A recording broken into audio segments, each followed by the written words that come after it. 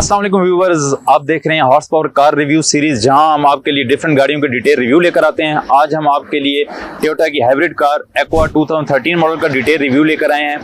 Toyota ने ये car 2011 के अंदर जापानीज मार्केट के अंदर लॉन्च की थी। ये इसका बेस वेरिएंट है और इसका फर्स्ट फेसलिफ्ट शेप 2015 के अंदर इंट्रोड्यूस करवाई गई थी।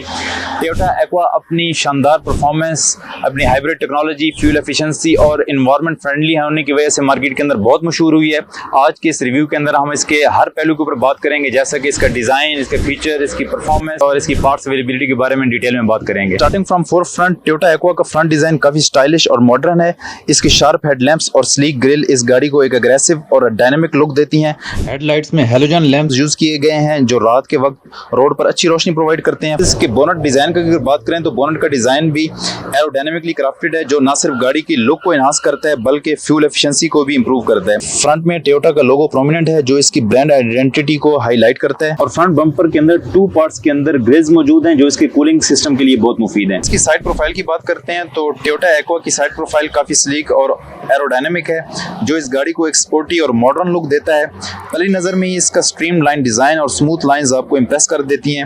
अगर हम इसकी बॉडी शेप की बात करें तो टोयोटा एक्वा की बॉडी बड़ी कंपैक्ट और वेल प्रोपोर्शनड है। इसकी कर्व्स और लाइंस इस गाड़ी को एरोडायनामिक बनाती हैं जो फ्यूल एफिशिएंसी को भी इंप्रूव करती हैं। अगर ग्राउंड क्लियरेंस की बात की जाए तो इस गाड़ी की ग्राउंड क्लियरेंस अराउंड 140 मिलीमीटर है, जो सिटी ड्राइविंग के लिए आइडियल है।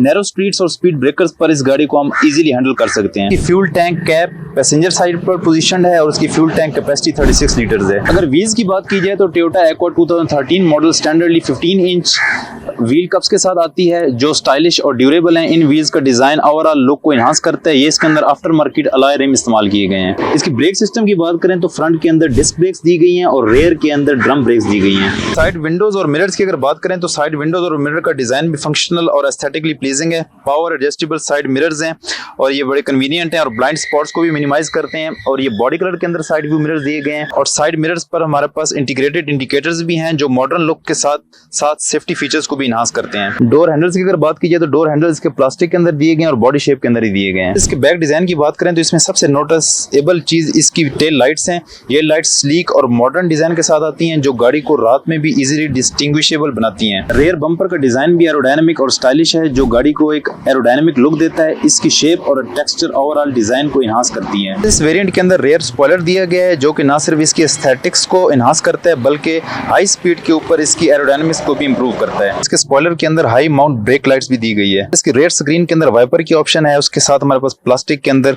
गार्निश हमारे पास दी गई है। उसके साथ हमारे पास एक्वा का एम्बलम और उसके साथ हमारे पास हाइब्रिड का एम्बलम दिया गया है। इसके साथ हमारे पास टोयोटा का सेंटर के अंदर एम्बलम दिया गया है। इसकी बूट स्पेस की बात करें तो क्योंकि ये हैचबैक कार है इसलिए बहुत ज्यादा सामान तो नहीं रख सकते, लेकिन इसके अंदर हम 2 से 3 लोगों का सामान इजीली कैरी कर सकते हैं। और इसके अंदर हमारे पास एक ट्रंक के अंदर लाइट भी दी गई है और इसके साथ हमारे पास स्पेयर टायर के लिए भी हमारे पास जगह दी गई है और इसके अंदर हम अपने टायर चेंज करने के टूल्स भी रख सकते हैं। इसके इंजन रूम की बात करें तो टोयोटा एक्वा 2013 मॉडल के अंदर हाइब्रिड, क्योंकि ये एक हाइब्रिड कार है, इसके अंदर पेट्रोल इंजन के साथ एक इलेक्ट्रिक मोटर भी होती है।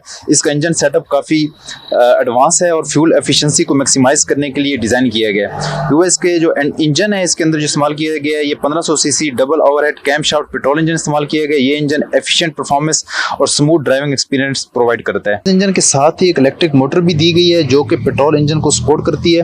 इलेक्ट्रिक मोटर लो स्पीड पर ज्यादा इस्तेमाल होती है और फ्यूल कंजम्पशन को मिनिमाइज करती है। टोयोटा का hybrid synergy drive system petrol engine और इलेक्ट्रिक मोटर के बीच में कोऑर्डिनेशन को इंश्योर करता है ताकि गाड़ी ऑप्टिमम परफॉर्मेंस और फ्यूल एफिशिएंसी अचीव कर सके। इसके ट्रांसमिशन की बात करें तो इसके अंदर कॉन्टिन्यूअसली वेरिएबल ट्रांसमिशन इस्तेमाल किया गया है जो स्मूथ और सीमलेस गियर शिफ्टिंग प्रोवाइड करता है और ओवरऑल ड्राइविंग एक्सपीरियंस को ये एनहांस करता है। टोयोटा एक्वा का ये हाइब्रिड इंजन सेटअप काफी इनोवेटिव और एफिशिएंट है जो एक इको फ्रेंडली और इकोनॉमिकल ड्राइविंग एक्सपीरियंस प्रोवाइड करता है। क्योंकि ये हाइब्रिड कार है और इसके इंजन रूम के अंदर ही इंजन भी और इसका हाइब्रिड सिस्टम भी इसके इंजन रूम के अंदर ही दिया गया, जिसकी वजह से इसका इंजन रूम बहुत हीटअप हो जाता है। लाइक इसके अंदर बहुत ज्यादा हीट पैदा हो जाती है और इस हीट को मिनिमाइज करने के लिए इसके अंदर जो कूलिंग सिस्टम है वो इंजन के लिए और इसके हाइब्रिड यूनिट है उसके लिए अलग-अलग से कूलिंग सिस्टम दिया गया है कि इसके अंदर जो ऑलरेडी हमारे पास जो 1NZ इंजन है इसका जो हमारे पास रेडिएटर और कूलिंग सिस्टम जो ऑलरेडी आता है उसके साथ जो हमारा हाइब्रिड यूनिट उसके साथ अलग से हमारे पास वाटर के लिए एक अलग से साइकिल दिया गया ताकि इसका जो हाइब्रिड यूनिट है वो भी उसको कूल डाउन रखा जा सके। इसमें इंजन, इलेक्ट्रिक मोटर, बैटरी और दीगर अज्जा की हम आहंगी से बेहतरीन फ्यूल इकॉनमी और कारकर्दगी हासिल होती है।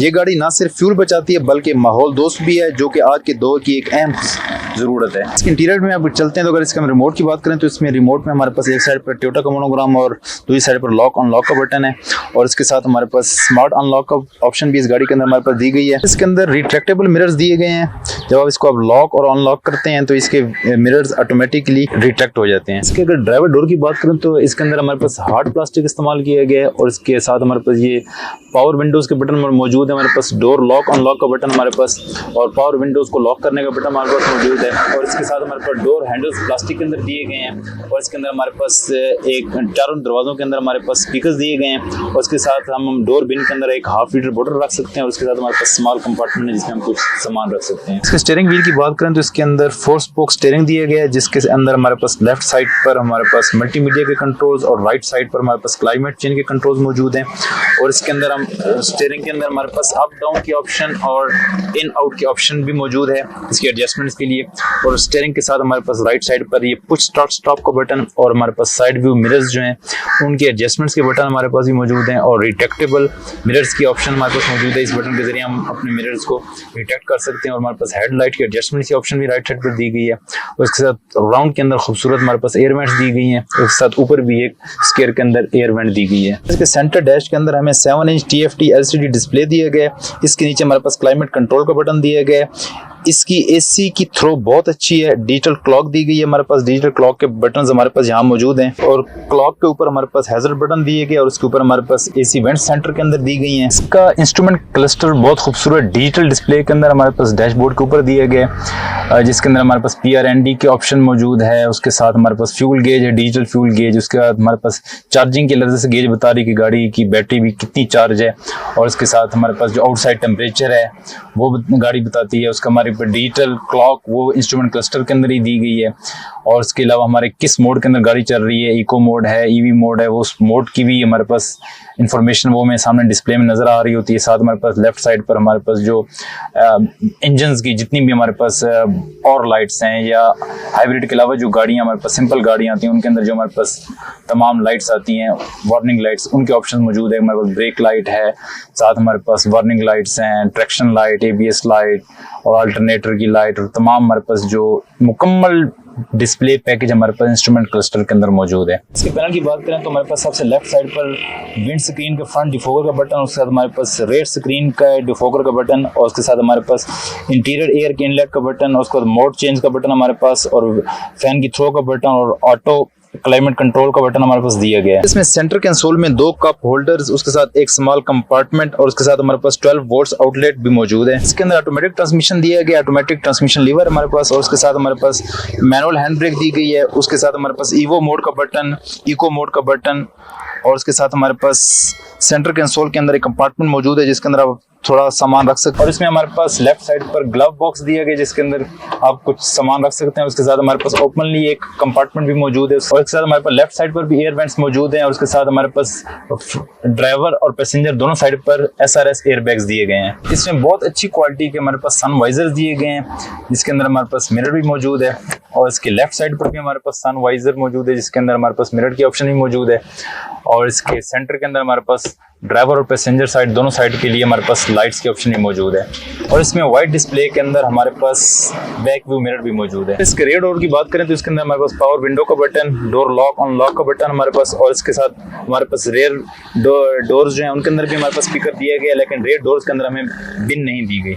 इसकी लेग रूम की बात करें तो लेग रूम में हमारे पास डिसेंट स्पेस है और इसकी हेडरूम की बात करें तो हेडरूम भी में हमारे पास काफ़ी स्पेस है और इसके साथ हमारे पास तीनों पैसेंजर सीट्स जो हैं उनके ऊपर हमारे पास हेडरेस्ट मौजूद हैं और उसके बाद सीट बेल्ट्स के ऑप्शन भी हमारे पास मौजूद हैं और अगर लॉन्ग ड्राइव के ऊपर आप जो थर्ड पर्सन है वो लिटिल बिट अनकंफर्टेबल हो सकता है लेकिन इसके अंदर अगर एक मरतबा एडजस्ट होकर सेंटर पैसेंजर बैठ जाए तो कोई सेंटर के अंदर कोई हम्प मौजूद नहीं है, बड़ा कंफर्टेबली इंसान बैठ सकता है। और उसके बाद हमारे पास रेयर कंपार्टमेंट के अंदर भी हमारे पास कप होल्डर की ऑप्शन मौजूद है। इसकी फ्यूल एवरेज की अगर बात करें तो ये सिटी के अंदर हमें 25 किलोमीटर पर लीटर और हाईवे पे ये अराउंड 20 किलोमीटर पर लीटर की फ्यूल एवरेज हमें ये देती है। अगर इसकी प्राइस रेंज की बात करें तो ये अराउंड 35 लाख टू 45 लाख के अराउंड प्राइस की वेरी करती है depending upon the condition of the car. क्योंकि हम आजकल देख रहे हैं कि मार्केट के अंदर हाइब्रिड का रुझान बहुत बढ़ रहा है, तो इसका पार्ट्स अवेलेबिलिटी की बात करें तो हमें इसके जो पार्ट्स हैं वो इजीली हमें बड़ी मार्केट्स के अंदर भी और छोटे शहरों के अंदर भी हमें इसके पार्ट्स तकरीबन मिल जाते हैं। टोयोटा एक्वा 2013 का मुकाबला अगर हम दूसरी हाइब्रिड अल्टरनेटिव से करें तो टोयोटा एक्वा 2013 मॉडल अपनी फ्यूल एफिशिएंसी और हाइब्रिड टेक्नोलॉजी की वजह से बहुत मशहूर है। मगर मार्केट में कुछ और भी अल्टरनेटिव्स हैं जो आप कंसीडर कर सकते हैं। यहाँ पर हम कुछ और एक्वा के मुकाबले के अंदर जो दूसरी हाइब्रिड गाड़ी हैं उनके बारे में हम थोड़ा सा डिस्कस करते हैं। अगर हम सबसे पहले देखें तो होंडा फिट जो हाइब्रिड है उसकी अगर हम बात करें तो उसके अंदर हम फ्यूल एफिशिएंसी की बात करें तो टोयोटा एक्वा जो है हमें वो ऑलमोस्ट 25 टू 30 किलोमीटर पर लीटर की एवरेज देती है, जबकि होंडा फिट हमें हाइब्रिड जो है वो 20 टू 25 किलोमीटर पर लीटर की एवरेज देती है। अगर इसकी कंफर्ट और इंटीरियर की बात करें तो टोयोटा एक्वा का इंटीरियर स्टाइलिश और मॉडर्न है, मगर होंडा फिट हाइब्रिड का इंटीरियर ज्यादा स्पेशियस और कंफर्टेबल माना जाता है। अगर इन दोनों गाड़ियों के हम प्राइस रेंज की बात करें तो एक्वा जैसा कि आपको पहले बताया कि ये 36 लाख से 45 लाख के अराउंड वेरी करती है, जबकि जो होंडा फिट है ये हमारे पास तकरीबन 28 टू 35-40 लाख के अराउंड ये हमारे पास वेरी करती है। और इसकी व्यूज अगर हम बूट स्पेस की बात करें तो एक्वा का बूट स्पेस थोड़ा कम है, लेकिन फिट हाइब्रिड में ज्यादा लगेज स्टोर करने की कैपेसिटी मौजूद है। इसी तरह हम होंडा वीजल के साथ जो हाइब्रिड है हमारे पास टोयोटा एक्वा को अगर हम वीजल के साथ कंपैरिजन इसका करें तो फ्यूल एफिशिएंसी एक्वा की हमारे पास 25 टू 30 किलोमीटर पर लीटर, जबकि जो होंडा वीजल है हाइब्रिड उसकी फ्यूल एफिशिएंसी हमें 18 टू 22 किलोमीटर पर लीटर की फ्यूल एवरेज वो हमें देती है। इसकी अगर परफॉर्मेंस की बात करें तो होंडा वीजल हाइब्रिड में ज्यादा पावरफुल इंजन और ऑल व्हील ड्राइव है, जबकि एक्वा के अंदर ये चीज हमें नहीं मिलती। अगर हम टोयोटा एक्वा और वीजल हाइब्रिड के कंफर्ट और फीचर्स की अगर हम बात करें तो वीजल हाइब्रिड के अंदर हमें ज्यादा लग्जरी फीचर्स मिलते हैं और कंफर्ट ऑप्शन मौजूद हैं जो कि एक्वा से बेहतर हैं। अगर आप फ्यूल एफिशिएंट और अफोर्डेबल हाइब्रिड कार ढूंढ रहे हैं तो टोयोटा एक्वा 2013 मॉडल आपके लिए एक बेहतरीन ऑप्शन है। लेकिन अगर आपको थोड़ी ज्यादा स्पेस और कंफर्ट चाहिए तो आप होंडा फिट, और अगर आप परफॉर्मेंस और लग्जरी फीचर्स को इंपॉर्टेंस देते हैं तो उसके लिए होंडा वीजल एक अच्छी ऑप्शन है, लेकिन उसकी प्राइस थोड़ी ज्यादा है। अपने यूनिक फीचर्स और एडवांटेजेस हैं, इसलिए अपनी जरूरत और बजट को देखकर बेस्ट ऑप्शन का इंतखाब करें। ये था हमारा आज का review. Hope you like it. Next video में एक और गाड़ी के रिव्यू के साथ फिर मिलेंगे। So stay with us to explore what's going on under the hood. Thank you. Allah Hafiz.